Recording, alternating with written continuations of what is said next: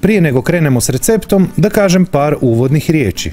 Usprkos činjenici da sam već napravio baš veliki broj raznih vrsta pizza, možda i više od 50 izvedenica pod pekom, iz krušne peći, iz pećnice i tako dalje, ovo je baš obiteljski recept koji uvijek i svakome članu obitelji uspije, bez obzira na dobi i iskustvo.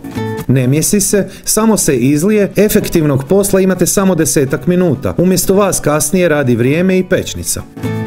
Tijesto je od brašna, mlake vode, suhog digo kvasca, soli, šećera i maslinovog ulja.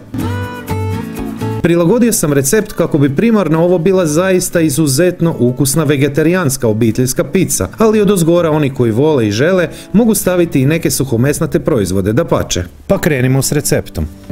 Umak je najbolje napraviti odmah na početku. 200 g grčkog jogurta, svježe mljeveni papar, mala žličica sušenog kopra, netko kaže mirođije, 2 češnja češnjaka, žlica soka limuna, žlica maslinovog ulja.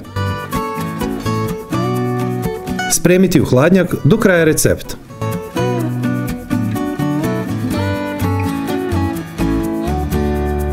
...450 g pšeničnog glatkog brašna, ja sam koristio za dizano tijesto, ali može bilo koje glatko.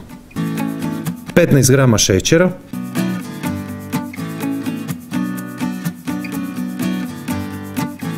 paketić suhog digo kvasca 7 g,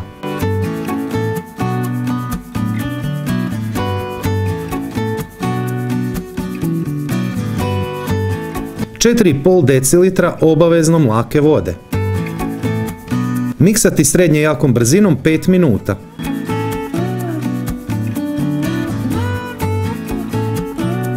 Obavezno operite nastavak za mikser. Ostavite da tako stoji 20 minuta na sobnoj temperaturi, ne kraće od toga. 10 g soli,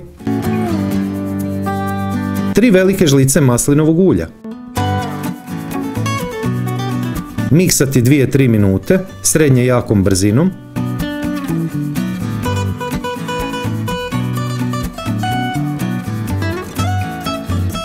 Lim 40 x 35 cm premazati maslacem.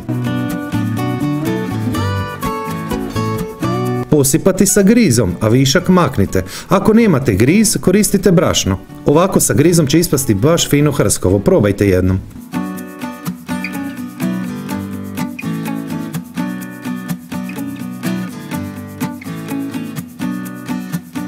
...200 g sjeckanih rajčica, mala žličica šećera, prstohvat 2 soli, pola male žličice svježe mljevenog papra, malo sušenog bosiljka, žlica maslinovog ulja,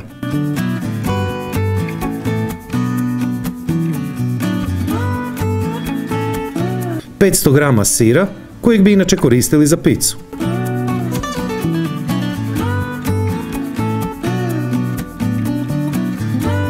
Lagano utisnite vilicom, paprika,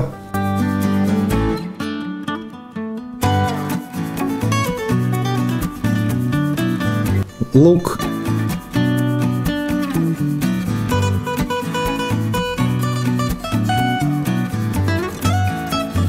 kukuruz šećerac,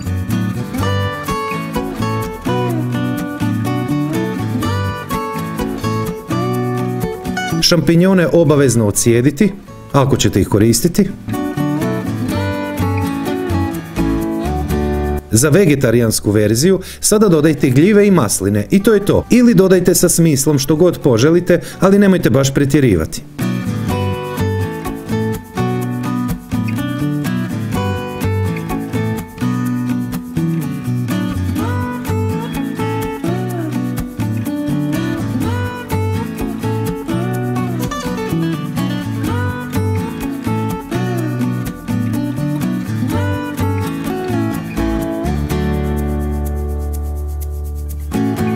Stavite u hladnu pećnicu, pa tek onda podesite temperaturu na 190 stupnjeva, bez uključenog ventilatora na vrući zrak. Pecite 45 minuta, računavši od trenutka kada ste stavili u hladnu pećnicu.